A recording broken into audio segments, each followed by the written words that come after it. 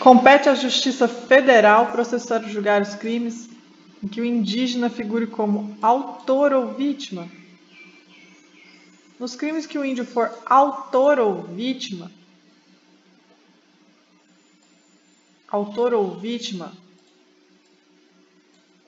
não é da Justiça Federal.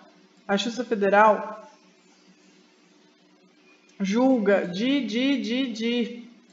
A Justiça Federal julga A Justiça Federal julga A Justiça Federal, a Justiça Comum Federal julga que é o direito dos indígenas.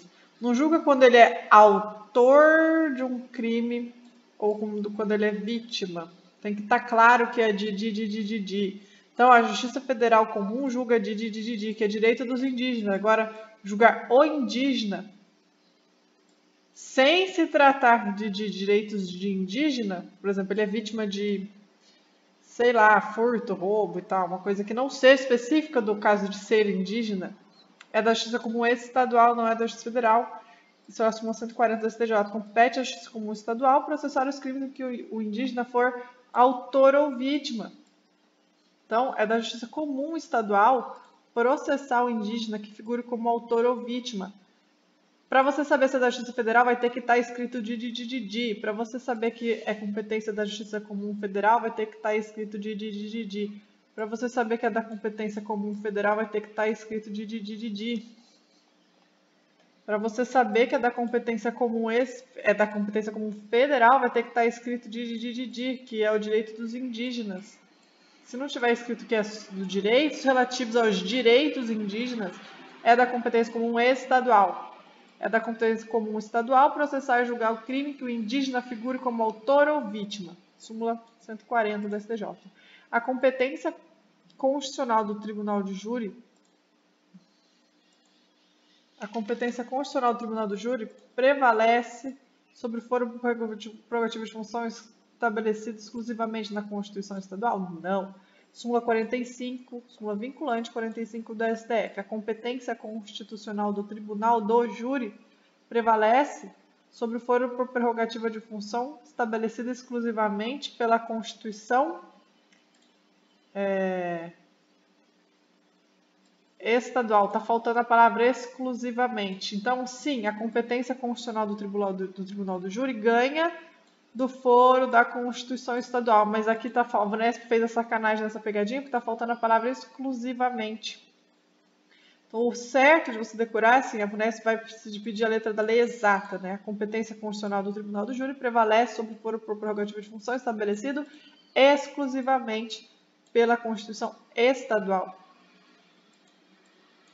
A competência constitucional do Tribunal do Júri prevalece sobre o foro por prerrogativa de função estabelecido exclusivamente pela Constituição Estadual.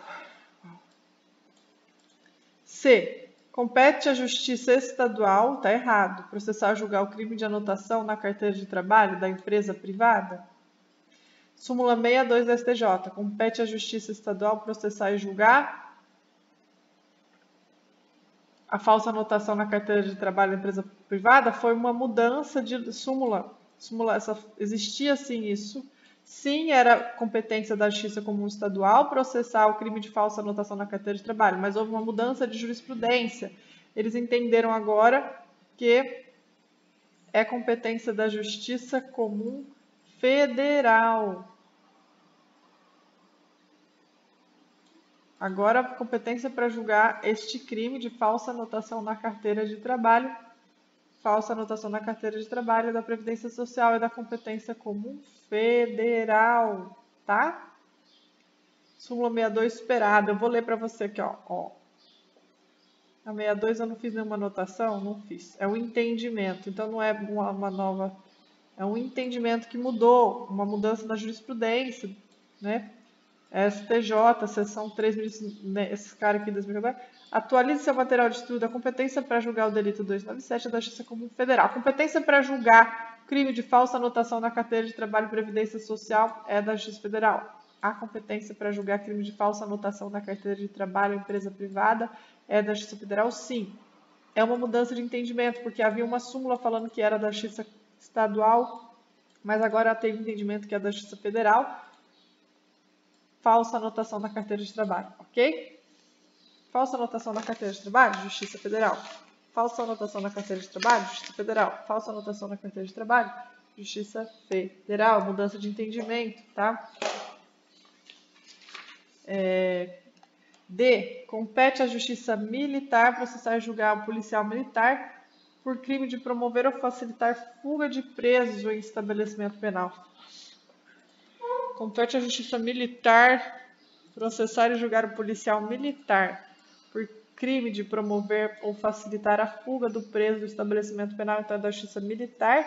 Se o policial militar ajudar o preso a fugir, é da Justiça Militar. Especial, súmula 75 do STJ. Olha a súmula 75 do STJ. Compete à Justiça Comum Estadual processar e julgar o militar por ajudar o preso a fugir. Aí tem uma mudança de entendimento, essa súmula foi superada e agora vem esse entendimento que a conduta está violando o Código Penal Militar, né? Dessa forma, essa conduta agora pode ser considerada crime militar com base no artigo 9º, inciso 2º do Código Penal Militar. Então, essa lei diz que a conduta praticada passa a ser em crime militar com base no artigo 9º, inciso 2, que pode estar previsto no Código Penal Militar ou na legislação penal comum. Dessa forma, a conduta descrita no 351, mesmo estando prevista no Código Penal comum, pode ser agora considerado como crime militar, julgado pela Justiça Militar. Então, preso policial militar que deixa o preso fugir é da Justiça Comum, é da Justiça Especial Militar. Que deixa preso fugir, policial militar que deixa preso fugir é da Justiça Militar essa competência. É da Justiça Militar, é uma mudança de entendimento, tá? Mas pensa assim, militar, militar, militar, militar, pronto, tá? Tá simples, militar, militar, militar, militar. A súmula, voltando para a questão A, a súmula que vai te confundir mais é essa 140, porque tá muito parecendo assim, né? Que, nossa, compete à Justiça Federal processar e julgar o crime que o índio for autor ou vítima. Você matar um índio é Justiça Federal? Não. Você matar um índio ser vítima de um homicídio, não é Justiça Federal. Só será da Justiça Federal se for contra os direitos indígenas.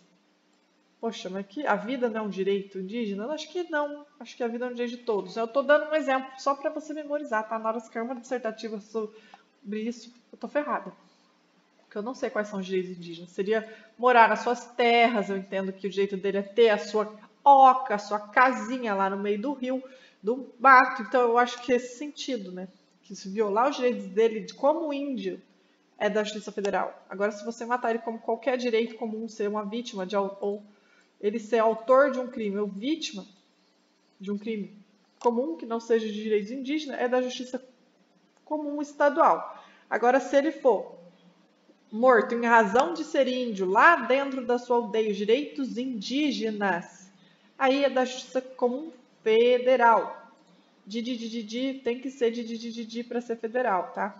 E letra E, voltando aqui. O foro competente para o processamento e julgamento dos crimes de estelionato, sob a modalidade da emissão dolosa de cheque sem provisão de fundo, é o do local onde deu a emissão da cártula. Então, o foro competente